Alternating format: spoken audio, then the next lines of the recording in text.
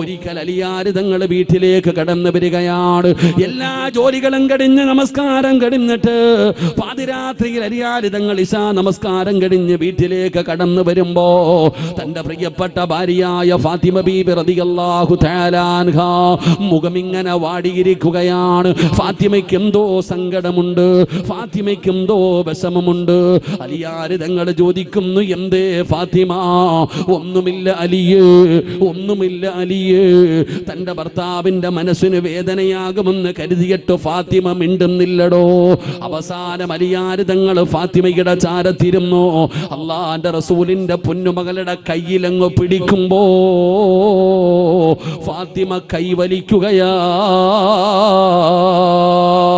ഫാത്തിമ എവിടെ നിന്ന് കരയുകയാണ്. എന്തിനാ കരയുന്നതെന്നറിയോ?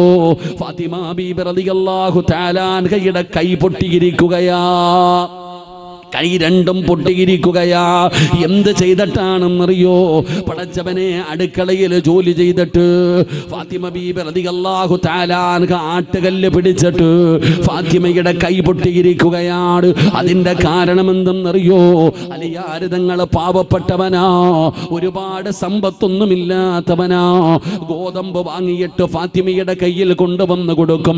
ഫാത്തിമ ബീബി റളിയല്ലാഹു തആല അൻഹ അത് കല്ലുകൊണ്ട് പൊടിക്കുകയാ.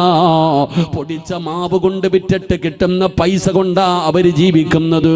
അത്രത്തോളം പാവപ്പെട്ടവരാണ്. ആ കല്ല് പിടിച്ചിട്ടാണ് ഫാത്തിമ ബീബി റളിയല്ലാഹു തആല അൻഹയുടെ കൈ പൊട്ടിയിരിക്കുന്നത്. പടച്ച റബ്ബേ, ഇത് പറയുമ്പോ എന്റെ പെങ്ങള് ചിന്തിക്കും, സിറാജ്, കല്ല് പിടിച്ചാ കൈ പൊട്ടുമോ? നിനക്കറിയില്ല ഉമ്മ. ഗൈൻഡറും മെഷീനും പിടിക്കുന്ന നിനക്കതറിയില്ല. അള്ളാന്റെ റസൂലിന്റെ പൊന്നുമോളുടെ കഷ്ടപ്പാട് എന്തെന്നറിയോ? ഹസനും ഹുസൈനും എന്ന് പറയുന്ന രണ്ട് മക്കളുണ്ട്. ഒരു വയസ്സിന്റെ വ്യത്യാസമേ ഉള്ളൂ, ഒരു വയസ്സിന്റെ വ്യത്യാസമേ ഉള്ളൂ. ഈ മക്കളെ എങ്ങനെയാണ് ഫാത്തിമ ഉറക്കുന്നതെന്നറിയോ? അള്ളാഹുവേ, തൊട്ടിലിൽ കിടത്തിയിട്ട് ഒരു കയറ് കെട്ടിയിരിക്കുകയാണ്, മറുഭാഗം തന്റെ കാലിൽ കെട്ടിക്കിട്ടിരിക്കുകയാണ്. പടച്ചവനെ, മാവ് പൊടിച്ചുകൊണ്ടിരിക്കുമ്പോ മക്കള് കരഞ്ഞ ഫാത്തിമ ബീബി റളിയല്ലാഹു തആല അൻഹ തന്റെ കാലുകൊണ്ട് ഇങ്ങനെ ആട്ടിയാട്ടിയാണ് മക്കളെപ്പോലും ഉറക്കിയിരുന്നത്. അത്രത്തോളം കഷ്ടപ്പാടാണ്, അത്രത്തോളം ജോലിയാണ്. അങ്ങനെ പടച്ചവനെ, രണ്ടുപേരും കിടക്കുകയാ. ഫാത്തിമ ഉറങ്ങുന്നില്ല. അലിയാര് നിങ്ങൾക്ക് വല്ലാത്ത സങ്കടമായി. അങ്ങനെ രണ്ടുപേരും കിടന്നുറക്കാൻ അങ്ങനെ കിടക്കുമ്പോ അലിയാര് തങ്ങൾ പറഞ്ഞു, ഫാത്തിമ, നിന്റെ സങ്കടം മാറാൻ, നിന്റെ കഷ്ടപ്പാട് മാറാൻ ഞാനൊരു വഴി പറഞ്ഞു തരട്ടെ ഫാത്തിമ. നിന്റെ പ്രയാസം മാറണം, അതിന് ഞാനൊരു വഴി പറഞ്ഞു തരാ. എന്തേ അലിയേ, എന്തേ അലിയേ? ഫാത്തിമ, നാളെ നീ അല്ലാഹുവിന്റെ പ്രവാചകനെ കാണാൻ പോകണം ഫാത്തിമ. നിന്റെ വാപ്പാനെ കാണാൻ നീ പോകണേ ഫാത്തിമ.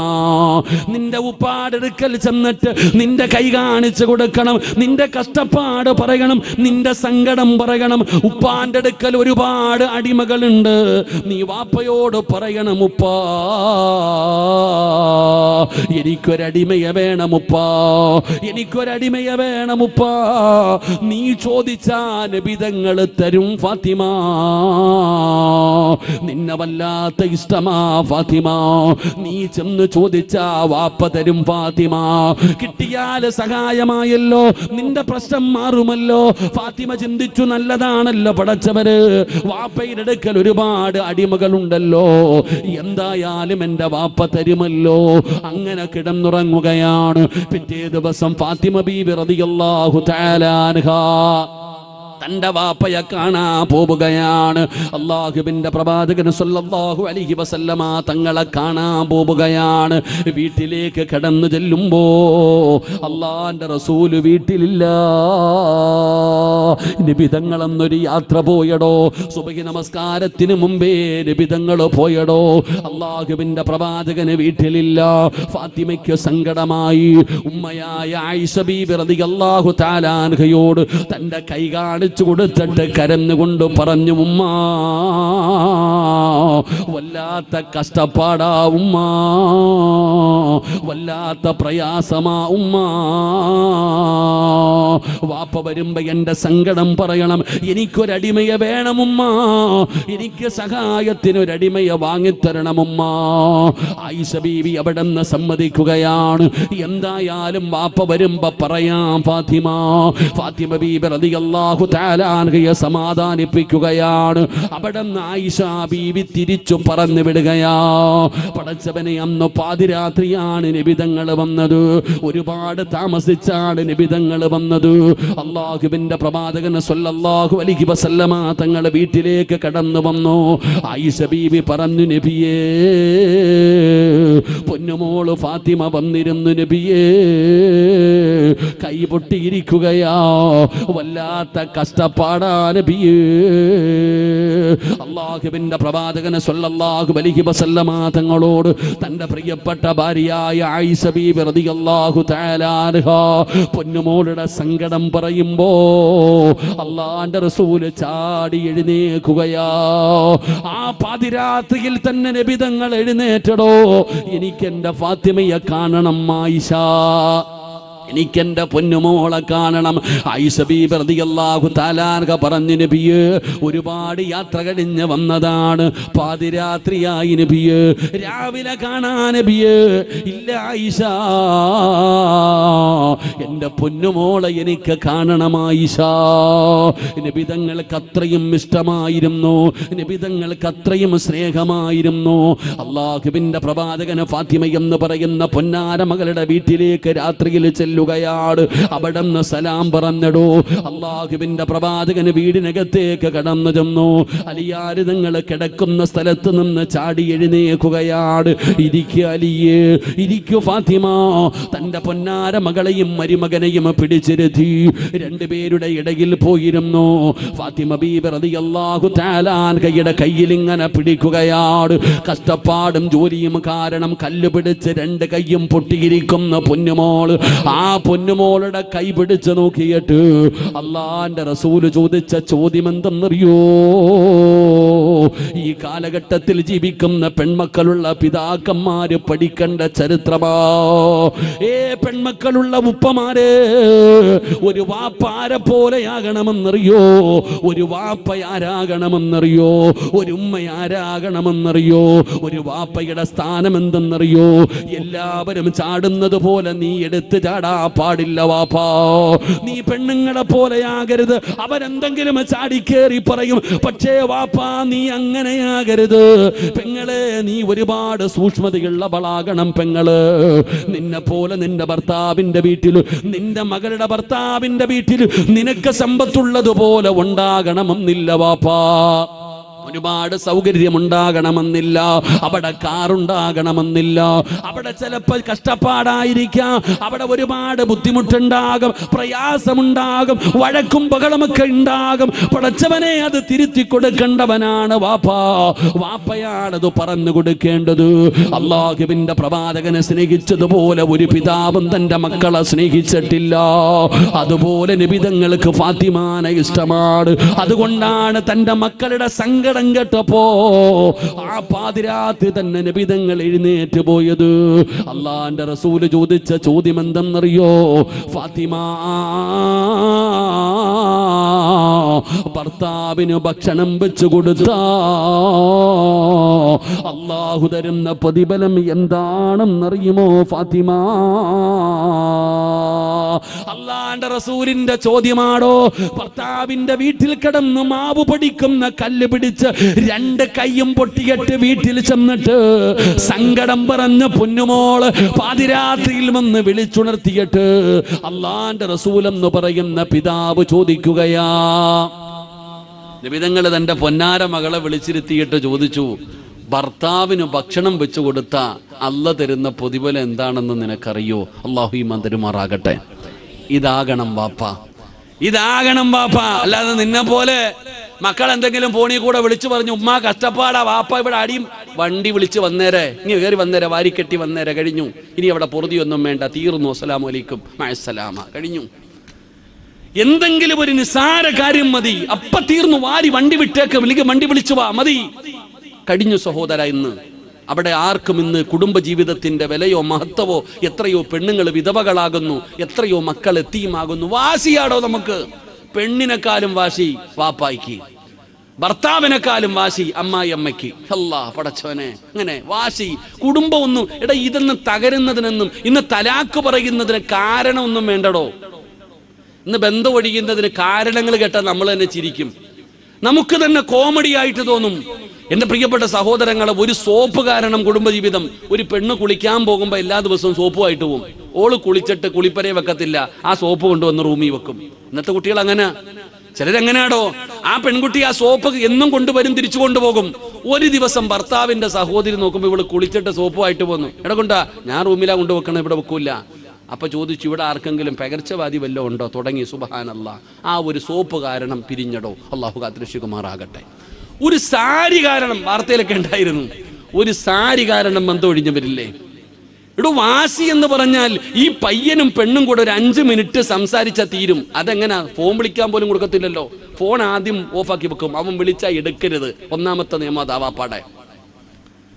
ഒരു 5 മിനിറ്റ് സംസാരിച്ചാൽ തീരുന്ന വിഷയമുള്ള സഹോദര, സംസാരിക്കാൻ നമ്മൾ സമ്മതിക്കത്തില്ല.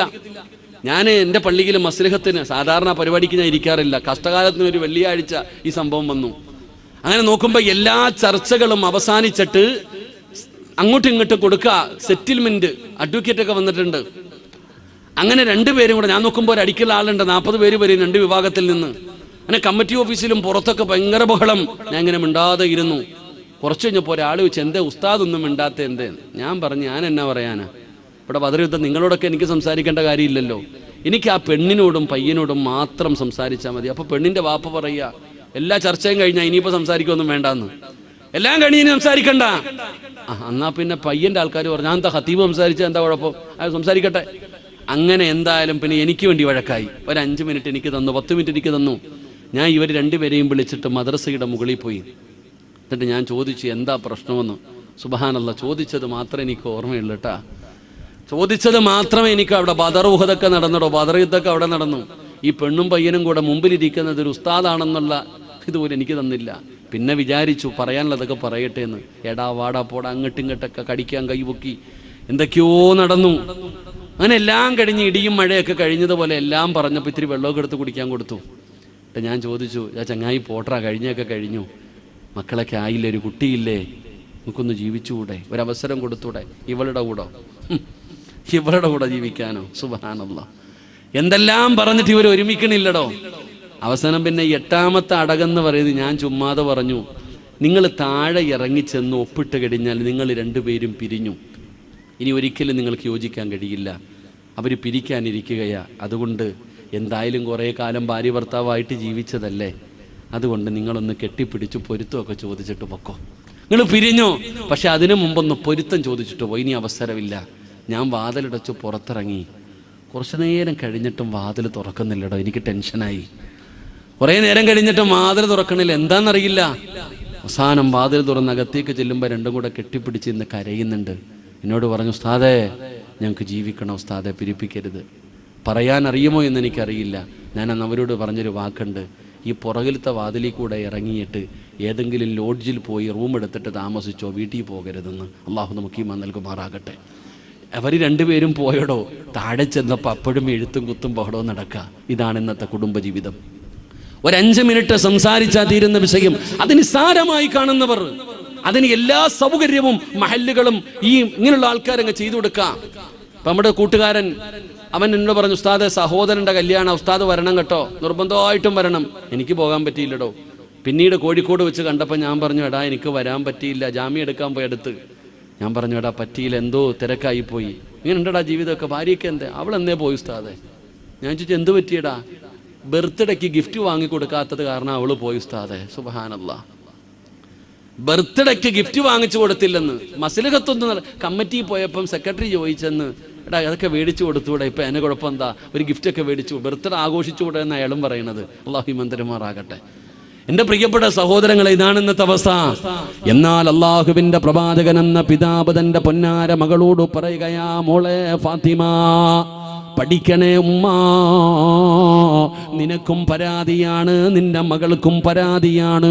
ഭർത്താവിന്റെ വീട്ടിലെ കഷ്ടപ്പാടാണ്, ജോലിയാണ്, തുണി കഴുകണം, ചോറ് വെക്കണം അടുപ്പത്ത്, അതാ പാത്രം കഴുകണം, എന്തെല്ലാം കഷ്ടപ്പാടാണ്. ഓസിനല്ലല്ലോ പെങ്ങള് അള്ളാഹു തരുന്ന എത്ര വലിയ പ്രതിഫലമാണെന്നറിയോ.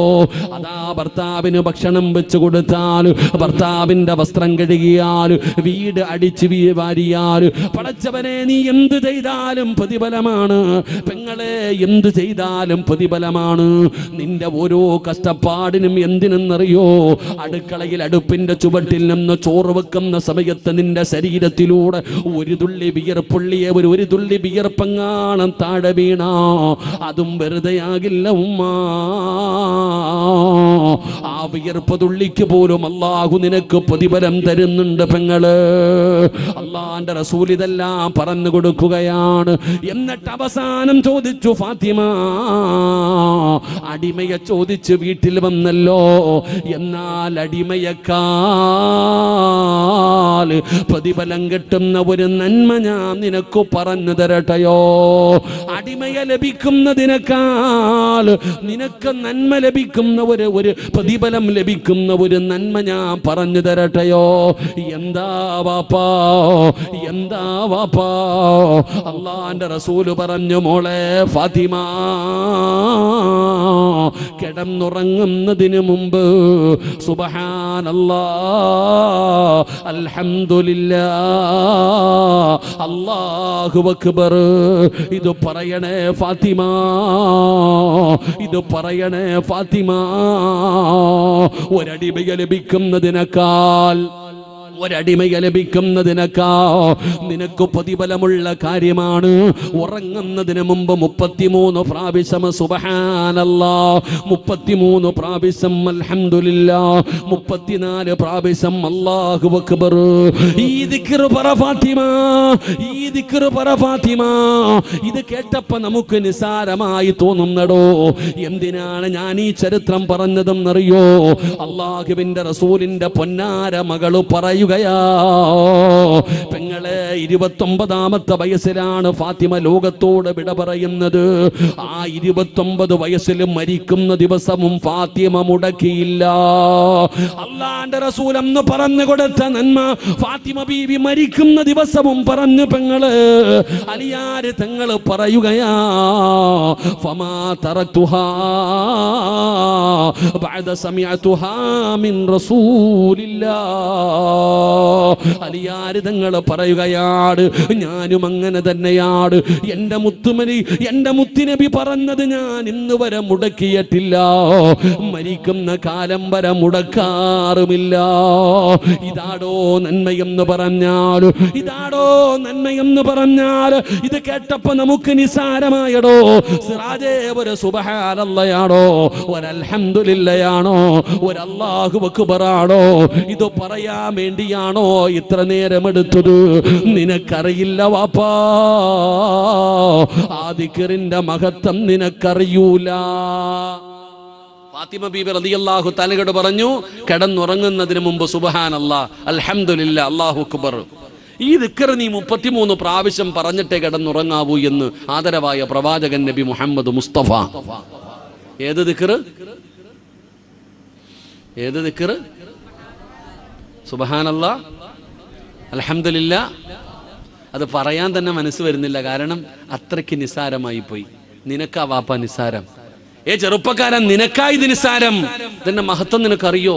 നബി സല്ലല്ലാഹു അലൈഹി വസല്ലമ തങ്ങളോട് സ്വഹാബത്ത് ചോദിച്ചു, പാവപ്പെട്ടവരായ സഹാബത്ത്, നബിയെ, ഈ പ്രതിഫലം മുഴുവനും ഈ പണക്കാർ കൊണ്ടുപോകുന്നു. അവർ ഹജ്ജിന് പോകുന്നു, അവർ വർഷാവർഷം ഹജ്ജിന് പോകുന്നു, തോന്നുമ്പോ ഉംറയ്ക്ക് പോകുന്നു, സക്കാത്ത് കൊടുക്കുന്നു, അള്ളാന്റെ ദീനിന് സമ്പത്ത് വാരിക്കോരി കൊടുക്കുന്നു. നമ്മുടെ കയ്യിലൊന്നുമില്ല നബിയെ, നിങ്ങൾ പാവപ്പെട്ടവരാ, ഹജ്ജ് ഉംറയൊക്കെ നമുക്കിങ്ങനെ സ്വപ്നം കാണാനല്ലേ പറ്റൂ. അപ്പൊ നബിതങ്ങളോട് സങ്കടം പറഞ്ഞപ്പോ അള്ളാന്റെ റസൂൽ സല്ലല്ലാഹു അലൈഹി വസല്ലമ തങ്ങൾ ചോദിച്ചു, ഹജ്ജിന്റെ കൂലി കിട്ടുന്ന ഒരു നന്മ ഞാൻ പറഞ്ഞു തരട്ടെ? നബിതങ്ങൾ ചോദിക്ക, ഹജ്ജിന്റെ കൂലി കിട്ടുന്ന ഒരു നന്മ ഞാൻ പറഞ്ഞു തരട്ടെ? സഹാബത്ത് ചോദിച്ചു, എന്താണെന്ന്? അള്ളാഹു നമുക്ക് ഈമാൻ തരുമാറാകട്ടെ. ഹജ്ജിന്റെ കൂലി കിട്ടുന്ന ഒരു നന്മ ഞാൻ പറഞ്ഞു തരട്ടെ? വേണോ വേണ്ടേ? വിശക്കുന്നവന് വല്ലതും കൊടുത്തിട്ടേ കാര്യമുള്ളൂ. മന്തി ബിരിയാണി തിന്നിട്ടിരിക്കുന്നവന് കൊടുത്തിട്ട് കാര്യമില്ല. വേണോ വേണ്ടേ? ഹജ്ജിൻ്റെ മക്കത്ത് ചെന്ന് ഹജ്ജ് ചെയ്ത കൂലി കിട്ടുന്ന ഒരു നന്മ, നിസ്കാരം കഴിഞ്ഞിട്ട് നിസ്കാര പായിലിരുന്നിട്ട് സുബ്ഹാനല്ലാ, അൽഹംദുലില്ലാ, അല്ലാഹു അക്ബർ, ഈ 3 ദിക്ർ പറഞ്ഞാൽ മതി, ഹജ്ജിൻ്റെ കൂലി കിട്ടുമെന്ന് ആദരവായ പ്രവാചകൻ നബി മുഹമ്മദ് മുസ്തഫ. സഹീഹ് മുസ്ലിമിൽ ഈ ഹദീസ് ഉണ്ട്. ഏതെങ്കിലും കിതാബിലെല്ലാം സഹീഹ് മുസ്ലിമിൽ തന്നെ ഈ ഹദീസ് കാണാം. ഏത് ദിക്ർ?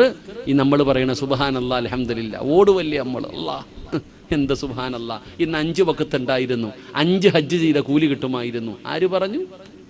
സ്വന്തം ചിന്തിക്ക്. ആര് പറഞ്ഞു? അതാ നമ്മൾ. അള്ളാഹു നമുക്ക് ഈമാൻ തരുമാറാകട്ടെ. അള്ളാഹ് ഈമാൻ തരുമാറാകട്ടെ. എടോ, നന്മ നമുക്ക് ചെറുതും വലുതും നമ്മൾ നിസ്സാരമായി നമ്മളെ കാണാ. അള്ളാഹുവിന്റെ മുമ്പിൽ എത്രത്തോളം പ്രതിഫലം കിട്ടുന്ന ഒരു ദിക്റാണ്. അതുകൊണ്ട് സഹോദരാ, നമുക്കുമൊന്ന് മത്സരിക്കാമടോ. പടച്ചവനെ, അള്ളാഹുവിന്റെ റസൂൽ അവിടെന്ന് പറഞ്ഞ ഒരു നന്മയാണല്ലോ. അതുകൊണ്ട് ഇൻഷാ അല്ലാഹ് ഉസ്താദേ, ഇന്ന് വഅദ് കഴിഞ്ഞ് തിരിച്ച് വീട്ടിൽ ചെന്നു എല്ലാ ജോലിയും കഴിഞ്ഞു കിടന്നുറങ്ങാൻ ബെഡ്റൂമിൽ കട്ടിലിന്റെ അകത്ത് വന്നിരിക്കുമ്പോ അല്ലാഹ് സഹോദരാ, എന്നും പറയണമെന്ന് ഞാൻ പറയുന്നില്ല. നീ മരിക്കുന്ന കാലം വരെ പറയാ ഞാൻ പറയുന്നില്ല.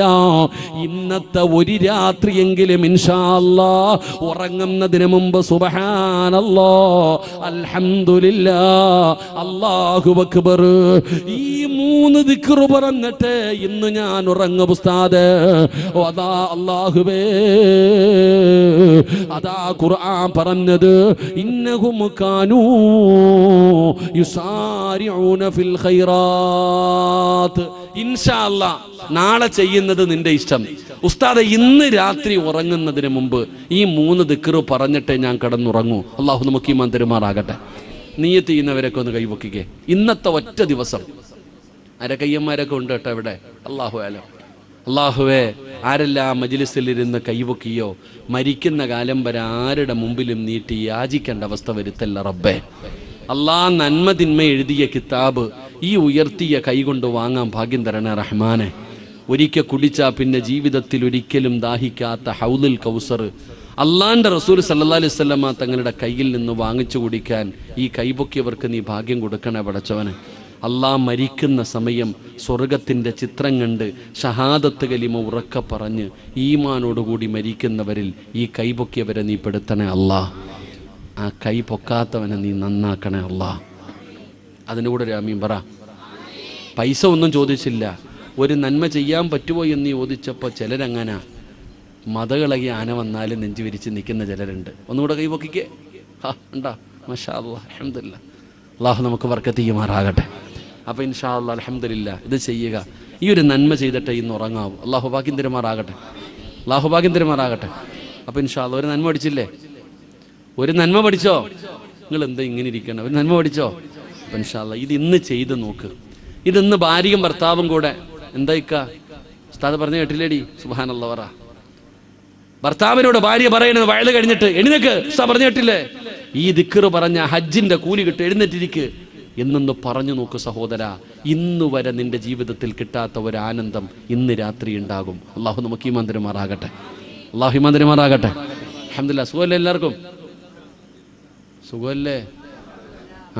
ആന്ന് പല്ലുവേദനയാന്ന്. എടാ സുഖമാണോ എന്ന് ചോദിച്ചപ്പോ ആന്ന് പറഞ്ഞവർ, സുഖമാണെന്ന് പറഞ്ഞവർ, തലകുലിക്കവർ, ചിരിച്ചവർ, എൻ്റെ പൊന്നാര കാക്ക, അങ്ങനെയാണോ മറുപടി പറയണ്ടേ? എടാ നമ്മളിതാ വഅദുകളൊക്കെ കേൾക്കും, ജീവിതത്തിലൊന്നുമില്ല, പറയുന്നവനും ഇല്ല, കേൾക്കണവനും ഇല്ല. അതാ ഞാൻ ആദ്യം പറഞ്ഞേ. നബി സല്ലല്ലാഹു അലൈഹി വസല്ലമ തങ്ങൾ ഒരിക്കൽ മസ്ജിദുൻ നബവിയിൽ ഇരിക്കുമ്പോൾ ഒരു സഹാബി പള്ളിയിലേക്ക് കയറി വന്നു. നബി തങ്ങൾ ചോദിച്ചു, യാ ഫുലാൻ, ചങ്ങാതി സുഖമാണോ?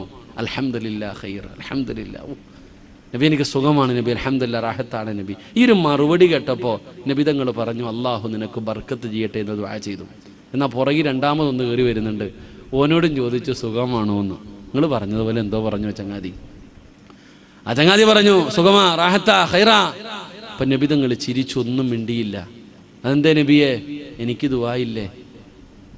ദുആയില്ലേ നബി? ആദ്യം വന്ന ആളോട് ചോദിച്ച അതേ ചോദ്യം തന്നെയല്ലേ എന്നോട് ചോദിച്ചേ? ഓന് വേണ്ടി ദുആ ചെയ്ത് എനിക്ക് ദുആയില്ലേ? നീ ഒരു അൽഹംദുലില്ലാഹ് പറഞ്ഞിരുന്നെങ്കിൽ എത്രയോ നല്ലതായിരുന്നു എന്ന് നബിഗന റസൂലുള്ളാഹി ഇനി പറ, സുഖമാണോ? സുഖമാണോ? അതെന്താ ആദ്യം പറയാഞ്ഞേ? അതാണ് ഞാൻ പറഞ്ഞത്, അത് അറബികൾ കൊള്ളാമെന്ന് വിചാരിച്ചേ. അതൊക്കെ അറബികൾ കൊള്ളതല്ല. അതൊക്കെ ഇപ്പം സ്വർഗത്തിൽ പോവാ. അൽഹംദുലില്ലാ പറഞ്ഞ സുഖമാണോ എന്ന് ചോദിക്കുമ്പോൾ അൽഹംദുലില്ലാ എന്ന് പറഞ്ഞാൽ സ്വർഗത്തിൽ പോവാ. നമ്മളങ്ങനെ വിചാരിക്കണേ. എൻ്റെ പൊന്നാര ചങ്ങാതി, ചെറുതും വലുതൊന്നുമില്ല. ആ അൽഹംദുലില്ലാ കൊണ്ട് നിനക്ക് ദുനിയാവിലും നേട്ടം, ആഖിറത്തിലും നേട്ടം. അള്ളാഹു നിലനിർത്താൻ ഭാഗ്യം തരുമാറാകട്ടെ.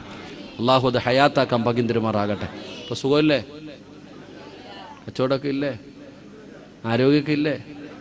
പൈസയൊക്കെ ഇല്ലേ? അൽഹംദുലില്ലാ, അള്ളാഹു നിലനിർത്തി തരുമാറാകട്ടെ. ഇത് മതി, ഈ അൽഹംദുലില്ലാ മതി. ഒരു സുബ്ഹാനല്ലാ, ഒരു അൽഹംദുലില്ലാ, ഇത് മതി. അള്ളാഹു നമുക്ക് ഈമാൻ നിലനിർത്തി തരുമാറാകട്ടെ. മടുത്താ നിർത്തണോ? സമയം എന്തായി? ഇപ്പം സമയം എന്താ? 10:30. മാഷാ അല്ലാഹ്. ഉച്ചകൊണ്ടിരിക്കല്ലേ? കുറച്ചു നേരം കൂടി ഇരിക്കല്ലേ? മാഷാ അല്ലാഹ്. അപ്പം എനിക്ക് നാളെ രാവിലെ മലപ്പുറത്തൊരു വയലുണ്ട്. നേരെ ഇവിടെ നിന്ന് വണ്ടി അങ്ങോട്ട് പോവാം, വീട്ടിൽ പോകുന്നില്ല. അപ്പം ഇൻഷാ അല്ലാഹ് 11 മണി വരെ അള്ളാഹു ഈമാൻ തരുമാറാകട്ടെ.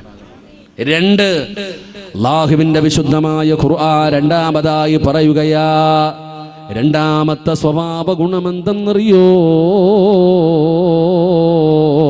വയദുഊനനാ റഗബൻ വറഹബാ. അല്ലാഹുവിന്റെ വിശുദ്ധമായ ഖുർആൻ പറയുകയാണ്, വയദുഊനനാ റഗബൻ വറഹബാ. അവർ അല്ലാഹുവിനോട് ദുആ ചെയ്യുന്നവരാണ്. ജീവിതത്തിൽ എന്ത് പ്രയാസം വന്നാലും, എന്ത് ദുഃഖം വന്നാലും, എന്ത് ദുരിതം വന്നാലും, എത്ര വലിയ പ്രതിസന്ധി വന്നാലും അവർ പടച്ച റബ്ബിനോട് ദുആ ചെയ്യുമടോ. അവർ അല്ലാഹുവിനോട് ദുആ ചെയ്യുന്നവരാണെന്ന് അല്ലാഹുവിന്റെ വിശുദ്ധ ഖുർആൻ, അള്ളാന്റെ വിശുദ്ധമായ ഖുർആൻ പറയുന്നു. അവരുടെ ജീവിതത്തിൽ എന്ത് പ്രയാസം വന്നാലും, എന്തു വന്നാലും അവർ പടച്ച റബ്ബിനോട് ദുആ ചെയ്യും. അല്ലാഹു നമുക്ക് ഈമാൻ തരുമാറാകട്ടെ. അല്ലാഹു ഈമാൻ തരുമാറാകട്ടെ. അവർ അല്ലാഹുവിൽ പ്രതീക്ഷ വെച്ചുകൊണ്ട് ദുആ ചെയ്യും. നമ്മളോ എല്ലാവരും ദുആ ചെയ്യുന്നവരല്ലേ? പക്ഷെ നമ്മുടെ ദുആയും ആ ദുആയും തമ്മിലൊരു വലിയ വ്യത്യാസമുണ്ട്. നമ്മൾ ചെയ്യുന്ന ദുആയും ആ ദുആയും തമ്മിൽ വലിയ വ്യത്യാസമുണ്ട്. നീ ദുആ ചെയ്യുമ്പോൾ നിനക്ക് തന്നെ അറിയാം ഇത് ചോദിച്ചിട്ട് കാര്യമൊന്നുമില്ല എന്ന്. നമ്മുടെ ദുആ എന്ന് പറഞ്ഞാൽ നമുക്ക് തന്നെ അറിയാം ഇത് ചോദിച്ചിട്ട്. ഉദാഹരണം, പള്ളിയിലെ ഉസ്താദ് ദുആ ചെയ്യും നിസ്കാരം കഴിഞ്ഞിട്ട് ദുആ ചെയ്താൽ ദുആയ്ക്ക് ഉത്തരമുണ്ടെന്നാ. എത്ര പേര് ആമീൻ പറയുന്നേ? പടച്ചവനെ സദ്യ ഉണ്ണായിരിക്കണ പോലെ ചമ്മണം കൂട്ടി അങ്ങോട്ട് ഇരിക്കുക, ഇല ഇട്ടിട്ട് അങ്ങോട്ട് വെട്ടിയപ്പം തിന്നാം. ഇടോ, ഈ കൈ പോലും ഒന്ന് നേരെ പിടിക്കാൻ നമ്മളിൽ പലർക്കും മനസ്സില്ലടോ. ഖത്തീബ് തന്നെ ചിന്തിക്കും, ആർക്കല്ല ഞാൻ ആർക്കല്ല. നമ്മുടെ അടി ദുആ ഉണ്ടോ എന്നുള്ള വിഷയത്തിൽ വേറെ തർക്കം. നിസ്കാരത്തിന് ശേഷം ഉണ്ടോ ഇല്ല അത് തർക്കം. അല്ലാതെ പോയി ദുആ ചെയ്യുന്നതിൽ പോലും നമുക്ക് തർക്കം. ഉസ്താദ് തന്നെ ചിന്തിക്കുക, പടച്ചോനെ ഞാൻ ആർക്കല്ല. ഉദാഹരണം പറഞ്ഞാല്, എന്നെ ഒരു മരിച്ച വീട്ടിൽ ദുആ ചെയ്യാൻ കൊണ്ടുപോയി. ഒരു മരിച്ച വീട്ടിൽ ദുആ കൊണ്ടുപോയപ്പോൾ 7 കണ്ടായിരുന്നു തോന്നുന്നു, 3 7 കണ്ടോ. ഉസ്താദ് ഒരു യാസീൻ ഓതി ദുആ ചെയ്യണം കേട്ടോ. ഞാനും എൻ്റെ ചങ്ങാതിയും കൂടെ പോയി. അവസാനം അവിടെ പോയിരുന്ന് യാസീൻ ഓതിയിട്ട് ദുആ ചെയ്യാൻ സമയമായപ്പോൾ ഇവരാരും വരുന്നില്ല. എൻ്റെ കൂടെ ഉള്ള ഉസ്താദ് പറഞ്ഞു, കാക്കാ ദുആ ചെയ്യാൻ പോകുന്നു വാ. ഇല്ല ഉസ്താദ് ദുആ ചെയ്തോ. കാക്കാ ദുആ ചെയ്യാൻ പോകുന്നു വാ. ഇല്ല ഉസ്താദ് ചെയ്തു. 3 വട്ടം വിളിച്ചിട്ട് ഇവരാരും വരുന്നില്ലടോ. നമ്മൾ യാസീൻ ഓതിയിട്ട് മുഖാമുഖം നോക്കിയിരിക്കുക. ആർക്കല്ല ഇത്? അവർ ചെമ്പിൻ്റെ സൈഡിൽ നിൽക്കുക. അങ്ങനെ യാസീൻ ഓതി കളയാൻ പറ്റുമോ? ഒരു യാസീൻ ഓതി വെച്ചിരിക്കല്ലേ, വേസ്റ്റാക്കാൻ പറ്റുമോ? ഞാൻ അവസാനം ദുആ ചെയ്തു, പടച്ചോനെ ഇതെൻ്റെ വാപ്പാടെ ഖബറിലേക്ക് കൊടുത്തേക്കണം അല്ലാഹ്. ഇപ്പം എൻ്റെ കൂടെ ഇരുന്ന ഉസ്താദെ അല്ലാഹു ഈ ഉസ്താദിൻ്റെ വീട്ടിൽ ആരെങ്കിലും മരിച്ചിട്ടുണ്ടെങ്കിൽ അവർക്കും കൊടുക്കണേ പടച്ചോനെ. കാരണം ഇതേപോലെ പള്ളിയിലെ ഖത്തീബിൻ്റെ അവസ്ഥ. പള്ളിയിലെ ഖത്തീബും ദുആ ചെയ്താൽ നേരത്തെ ഇങ്ങനെ നോക്കിയിരിക്കുക. വാപ്പാക്കൊക്കെ ശബ്ദം ഉണ്ടോയെന്ന് ജനറൽ ബോഡിയിലൊക്കെ പോകണം, അപ്പോഴറിയത്തുള്ളൂ ഉപ്പാടെ ശബ്ദം എന്താന്ന്. എടാ, ഇനി അങ്ങനെങ്ങാനും പോട്ടെ, ഇനി ആമീൻ പറഞ്ഞാലോ? ദുആ ചെയ്യുന്ന സമയത്ത് ഇങ്ങനെ ആമീൻ കേൾക്കുന്നുണ്ട്, ആമീൻ. അല്ലാഹ് ഉസ്താദ് നോക്കണം, ആരാ അല്ലാഹ് ഇന്ന് പതിവില്ലാതെ ഉസ്താദ് ഉഷാറായി ദുആ നീട്ടി. അല്ലാഹ് നീ സ്വർഗം കൊടുക്കണേ, അല്ലാഹ് നല്ല മരണം കൊടുക്കണേ, അല്ലാഹ്. ഈ ചങ്ങാതി ആമീൻ ആമീൻ ആമീൻ. ഇവന്റെ ആമീന്റെ നീട്ടം കണ്ടിട്ട് ചാരിയിരിക്കണ വാപ്പനെ നോക്കുന്ന, ആരാ അല്ലാഹ് പതിവില്ലാതെ ഇന്ന്, ആരാ അല്ലാഹ് ഇങ്ങനെ നോക്കുമ്പോ ഒരു ചങ്ങാതി. അപ്പോൾ ഉസ്താദിന് തന്നെ സംശയം, ഇവൻ കിളി പോയതല്ല ആണോ പറച്ചന് അറിയില്ലല്ലോ. ഇങ്ങനെ ഇരുന്ന് ആമീൻ പറയണ്. ഉസ്താദ് ഇങ്ങനെ നോക്കുമ്പോൾ ഓൻ 2 കൈ ഇങ്ങനെ പൊക്കി പിടിച്ചിട്ടുണ്ട്. ഉസ്താദ് നല്ലതുപോലെ ഒന്ന് നോക്കി. അപ്പോഴാ കാണുന്നത് പോക്കറ്റിനകത്ത് തെളിഞ്ഞു കാണാം, നാളെയാണ് ശനിയാഴ്ച ബമ്പർ. പടച്ചവനെ ലോട്ടറി പോക്കറ്റിൽ. അള്ളാഹു കാത്തിരക്ഷിക്കുമാറാകട്ടെ. ആമീൻ പറയടോ. അള്ളാഹു കാത്തിരക്ഷിക്കുമാറാകട്ടെ. ഇതാ അവസ്ഥ. ഇതാണ് ഇന്നത്തെ ദുആയുടെയൊക്കെ അവസ്ഥ. ആമീൻ പറയുന്നവൻ്റെ അവസ്ഥ ഇതാ. അള്ളാഹു നമ്മളെ കാത്തിരക്ഷിക്കുമാറാകട്ടെ. ഓണബമ്പറൊക്കെ എടുത്തോ? എത്ര കോടിയായിരുന്നടോ ഓണബമ്പർ? എത്ര കോടിയായിരുന്നു? ഒറ്റ മനുഷ്യനും അറിയത്തില്ല. എല്ലാ മലക്കുകൾ, ഞാൻ മാത്രമേ ഉള്ളൂ മനുഷ്യനായിട്ട്. നിങ്ങൾക്ക് ആർക്കും അറിയത്തില്ല ഓണബമ്പർ എത്രയാന്ന്. എടുത്തു വെച്ചിട്ട് ദുആയും ചെയ്തോണ്ടിരക്ക അല്ലാ അടിക്കണേ അല്ലാ. എത്ര ആയിരുന്നു? 25 എത്ര ആക്കാ? 25 മൈക്ക് സെറ്റ് ആരാ അറിയ? 25 കോടി. പടച്ച റബ്ബേ, എവിടെ കൊണ്ടുവെക്കാനാ? അല്ലാഹു കാത്തിരക്ഷിക്കുമാറാകട്ടെ.